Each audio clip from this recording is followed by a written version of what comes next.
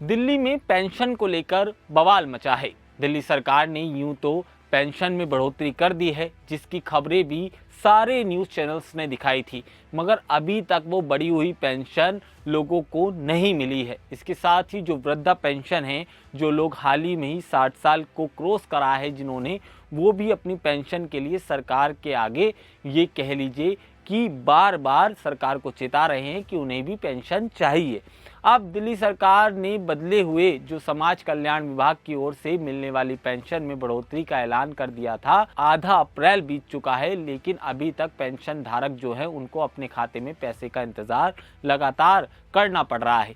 सभी के मन में एक सवाल है कि आखिरकार बढ़ी हुई पेंशन कब तक मिलेगी, और अगर मिलेगी तो कब मिलेगी, और मिलेगी भी या नहीं मिलेगी।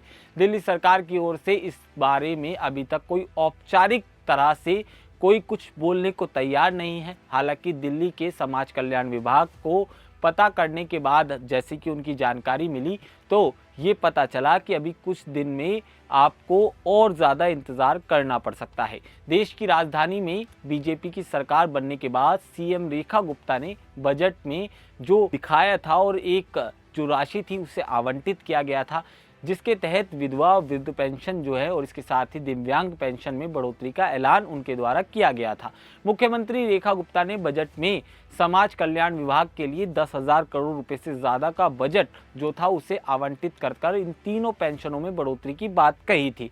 इस तरह से 60 से 59 साल के जो बुजुर्ग हैं उनकी पेंशन को बढ़ाकर 2,500 रुपये, और इससे ज़्यादा उम्र वाले जो वरिष्ठ नागरिक हैं उनकी पेंशन को 3,000 रुपये कर दिया गया था। इस तरह विधवा पेंशन और दिव्यांग जन जो पेंशन है उनमें भी 500 रुपये प्रति माह की बढ़ोतरी की गई थी। नई दरों के हिसाब से उनके खाते में 3-3 हज़ार रुपये आने चाहिए, मगर अप्रैल का आधा महीना खत्म होने के बावजूद भी अभी तक लोग पेंशन का इंतजार कर रहे हैं। इसी वजह से लोगों के मन में ये शंका है कि कहीं उनका नाम तो इस पेंशन वाली लिस्ट से नहीं कट गया। इस पूरे संबंध में दिल्ली के समाज कल्याण विभाग से संपर्क किया गया तो पता चला कि अभी तक पेंशन खातों में ट्रांसफ़र नहीं की गई है। वेरिफिकेशन व जो अन्य प्रक्रिया है उनकी वजह से इस पेंशन के लिए दिल्ली वासियों को इंतज़ार करना पड़ रहा है। विभाग के एक अधिकारी की माने तो उन्होंने बताया कि अप्रैल या अप्रैल के अंत तक की बात की जाए या फिर मई के स्टार्टिंग में जो विधवा पेंशन है और इसके साथ ही दिव्यांगजन पेंशन जो बढ़ी हुई पेंशन है वो लोगों के खाते में आ जाएगी। दरअसल वृद्धा पेंशन में पाया गया है कि कई ऐसे लोगों के खातों में भी पैसे जा रहे हैं जो अब इस दुनिया में है ही नहीं। इसी वजह से प्रशासन ने हर स्तर पर अपनी वेरिफिकेशन का जो अभियान है उसे चलाया हुआ है। अधिकारियों ने ये उम्मीद जताई है कि जल्द ही इस पूरे काम को पूरा कर लिया जाएगा और मई के पहले हफ्ते में उन्हें पेंशन मिलनी शुरू हो जाएगी।